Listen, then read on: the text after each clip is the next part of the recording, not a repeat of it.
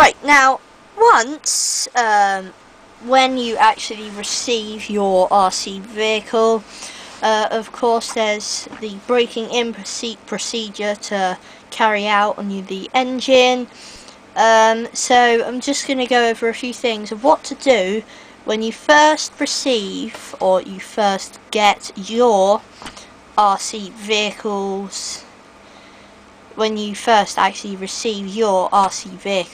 So you've got it out of the box and you have the engine sat there, and the first thing you're going to need to do is actually break in the engine. Now, in order to break in the engine, you're going to need to first fill up the fuel tank, then prime the engine.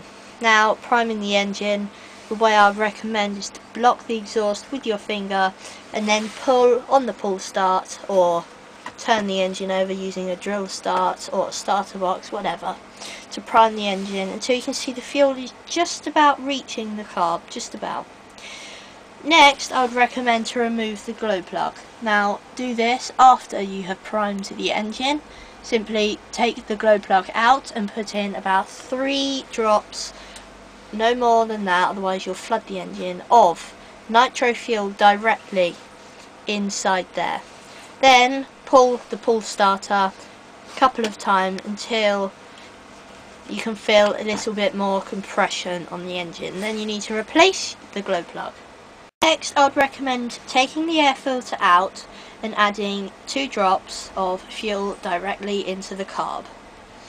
Before adding it, open the servo fully and then add a few drops directly into the carb and then pull on the pull starter more times.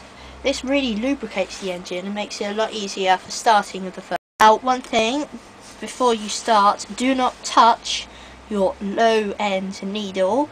However, the high speed needle, I would recommend to actually flush it to the edges and then turn it just 1 turn in.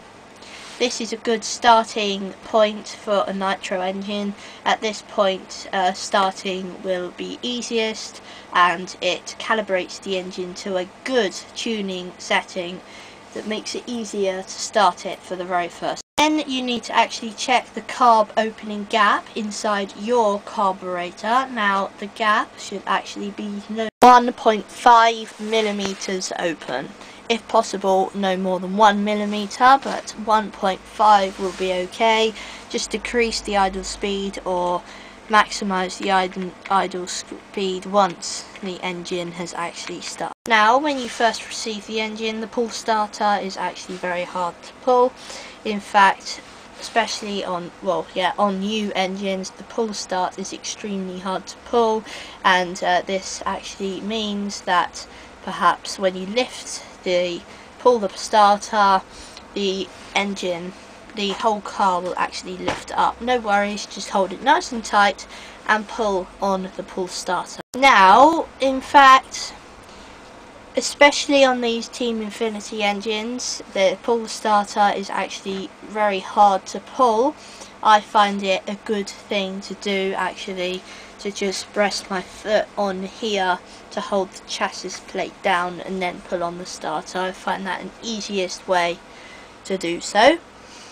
And that is about it. So good luck in starting your RC vehicles for the very first time. We have just got back from testing that 18-year-old or whatever it is RC vehicle. Yep, it's fun, but we did some cool ice drifting, but I reckon we're going to stick to nitro powered vehicles from now on. Thank you very much for watching. Stay tuned for beach runs next week. Looking forward to them.